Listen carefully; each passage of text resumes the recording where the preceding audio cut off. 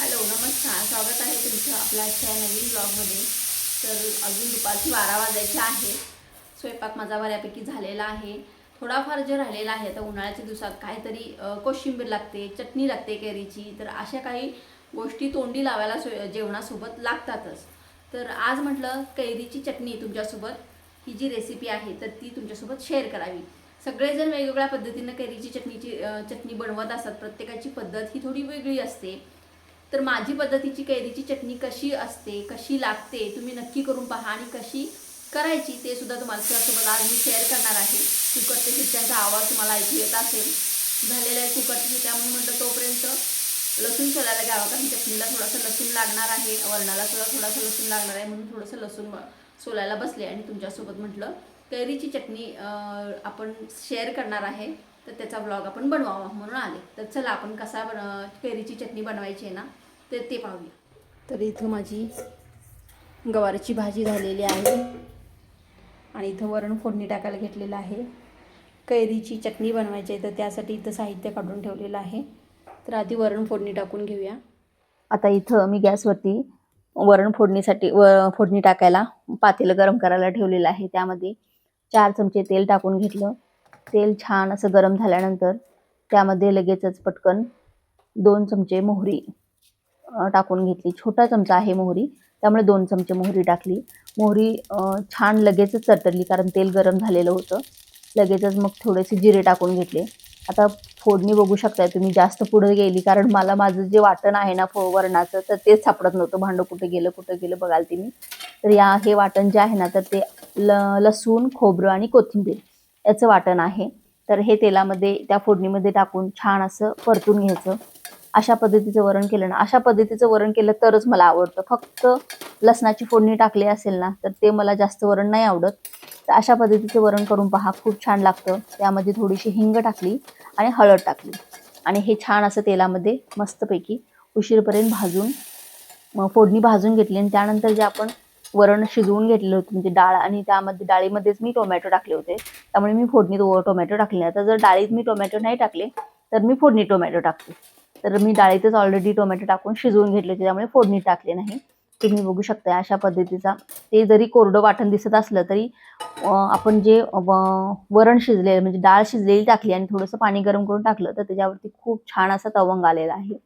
खूप मस्त लागतं अशा पद्धतीचं वरण. आता प्रत्येकाची वरण करण्याची पद्धत थोडी वेगळी असते. कोणी फोडणीचं वरण खातं, कोणी बिन फोडणीचं वरण खातं, कोणी फक्त लसणाच्या फोडणीचं वरण खातं.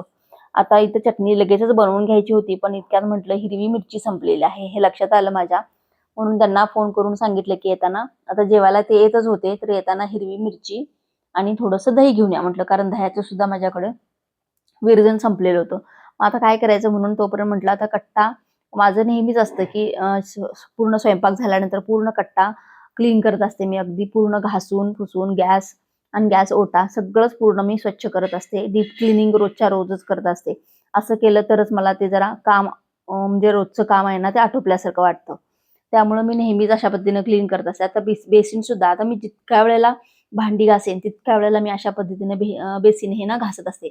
म्हणजे जसं आपण रोज आपली भांडी घासतो ना, कुठलं तर भांडं, ताट वगैरे जेवल्यानंतर आपण जसं भांडी घासतो, त्या पद्धतीनं प्रत्येक वेळेला, जितक्या वेळेला मी भांडी घासेल तितक्या वेळेला मी हे बेसिन, सिंक जे आहे तर ते मी घासून घेतच असते. अशा पद्धतीने जर आपण रोजच्या रोज क्लीन केलं ना, तर ऐन वेळेला आपल्याला, म्हणजे ते ब्लॉक वगैरे होतं ना, तर तसं होत नाही. आणि घरामध्ये, किचनमध्ये घाण वास वगैरे पण येत नाही, कुठल्या पद्धतीचे किडे वगैरे होत नाही. त्यामुळे नेहमी अशा पद्धतीचे दिवसातून 3 वेळा, 4 वेळा, किती पण वेळा भांडी घासली ना, तर प्रत्येक वेळेला एक भांडं घासतो या पद्धतीने आपण ते बेसिन घासून घ्यायचं. म्हणजे घर आणि किचन सुद्धा आपल्याला स्वयंपाक करायला सुद्धा खूप छान आणि प्रसन्न वाटतं आणि कुठल्याही पद्धतीचा घाण वास येत नाही.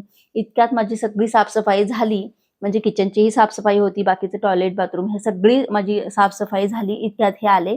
येताना हिरवी मिरची आणि दही घेऊन आले होते. तर इथं साहित्य मी कैऱ्या, बेडगी मिरच्या लाल घेतल्या होत्या, लसूण घेतलं होतं, कोथिंबीर घेतलेली आणि 2 हिरव्या मिरच्या घेतलेल्या. आणि पॅन गरम करायला ठेवून त्यामध्ये 4 चमचे तेल टाकलं, मोहरी टाकली. मोहरी छान तडतडली. त्यानंतर त्यामध्ये थोडेसे जिरे सुद्धा टाकले मी. हे सगळं छान तडतडल्यानंतर त्याच्यामध्ये ज्या आपण 2 हिरव्या मिरच्या फोडणीसाठी घेतल्या होत्या चटणीसाठी, तर त्या तेलामध्ये परतण्यासाठी टाकल्या. आणि त्यामध्ये लाल बेडगी मिरच्या घेतल्यात मी, त्या लाल सुक्या बेडगी मिरच्या ह्यामध्ये टाकल्या आणि 2 चमचे इथं उडदाची डाळ टाकलेली आहे. आता हे छान असं आपल्याला तेलामध्ये उशीरपर्यंत परतून घ्यायचं आहे. डाळ अगदी लालसर होईपर्यंत भाजायची आहे आणि हे सर्व साहित्य जे आहे ना तर ते एका मिक्सरच्या भांड्यामध्ये आपल्याला काढून घ्यायचं आहे. संपूर्ण साहित्य जे आपलं तेलासहित जी सगळी फोडणी आपण केलेली आहे तर ते सगळा मसाला आपण एका मिक्सरच्या भांड्यामध्ये काढून त्यामध्ये आपण हे ज्या कैऱ्या आहेत, लसूण आहे, कोथिंबीर आहे, तर हे सगळं जे कोथिंबीर इथे मी स्वच्छ धुवूनच एका ताटात काढून ठेवलेली होती. तर ही कोथिंबीर आणि कैऱ्या हे सगळं साहित्य आहे ना एका त्याच भांड्यात, फोडणीच्या भांड्यात जे आपण काढलेलं आहे तर त्या भांड्यात टाकून छान असं याचं मिक्स वाटण करून घ्यायचं आहे. तर अशा पद्धतीने तुम्ही बघू शकता. आता इथे बेडगी मिरच्या मी कशासाठी घातली आहे तर थोडासा लाल कलर यावा म्हणून घातलेला आहे. त्यानंतर परत आपल्याला फोडणीसाठी पॅन गरम करायला ठेवायचा आहे. त्यामध्ये एक 4 चमचे तेल टाकलेलं आहे मी आणि मोहरी टाकलेली आहे. फक्त आपल्याला फोडणी द्यायची आहे. आता हिंग प्रत्येक भाजीत असू दे, चटणी असू दे, कशाची जर फोडणी असेल तर त्यामध्ये हिंग ही असलीच पाहिजे. हिंगमुळे खूप छान चव येते. तेल टाकलं, मोहरी टाकली आणि हिंग टाकली. त्यानंतर हे छान असं भाजून घेतलं आणि ह्या वाटणामध्ये आपल्याला ना जे आपण मिक्सरमध्ये वाटण तयार करून घेतलेलं आहे तर ते वाटण आपल्याला ह्यामध्ये टाकून घ्यायचं आहे. आता यामध्ये तिखट कोणकोणत्या चवी झाल्या, एक आंबट आणि तिखट ह्या 2 चवी तर आता झालेल्या आहेत. त्याच्यानंतर आपल्याला ह्या वाटणामध्ये गूळ टाकून घ्यायचा आहे. म्हणजे आंबट, गोड, तिखट अशा तिन्ही चवीसाठी आपल्याला कैरीच चटणी आहे म्हटल्यानं अर्थात आपण ह्यामध्ये गोड तर टाकणारच. मग तुम्ही तुमच्या आवडीनुसार साखर टाकू शकता किंवा गूळ टाकू शकता. तर मी इथं गूळ टाकलेला आहे. गूळ तुम्ही टाका किंवा साखर टाकू शकता. त्यानंतर छान असं मीठ चवीनुसार मीठ टाकून घ्यायचं आणि हे पूर्ण जी फोडणी आहे ना पूर्णपणे एकजीव करून घ्यायची. तुम्ही बघू शकता इथं मला राहवलं नाही, मी चम्मच सुद्धा घ्यायचं विसरले. मी बोटानंच टेस्ट करून बघितलं. इतकी छान झाली होती ना मला खरंच मी सुद्धा तुम्हाला आवर्जून सांगते. मी सांगते म्हणून माझ्या सांगण्यावरून फक्त एकदा माझ्यासाठी तुम्ही ही रेसिपी, ही चटणी अशा पद्धतीने नक्की ट्राय करून बघा. त्याच्या पप्पांच्या सोबत आलेला आहे खेळून. काय करतो बघा, आलं की परत त्याचा सेम उद्योग, मोबाईल बघायचं. हातपाय तोंड धुतलास रे? बोल की काय तर. काय बोलू म्हणजे कशाने थकलोयस? हाय, जेवला का विचार ना.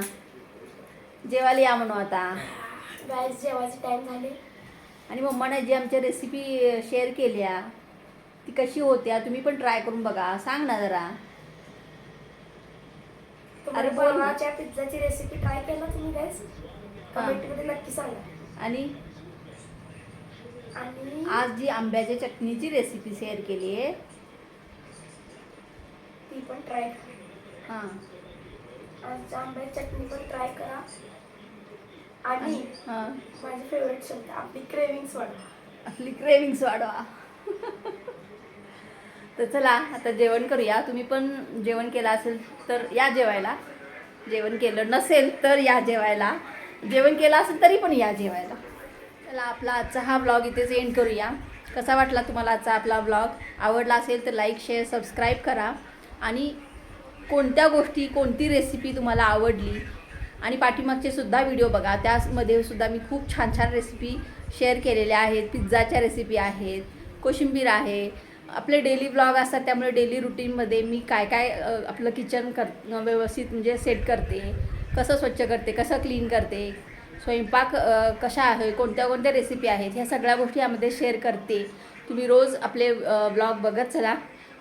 तर आपला ब्लॉग आवडला असेल आजचा हा व्हिडिओ तर लाईक, शेअर, सबस्क्राईब करा आणि कमेंट करायला विसरू नका. व्हिडिओ आवडले असल्यास कमेंट करायला विसरू नका. तर चला भेटू पुढच्या एका ब्लॉगमध्ये. तोपर्यंत बाय.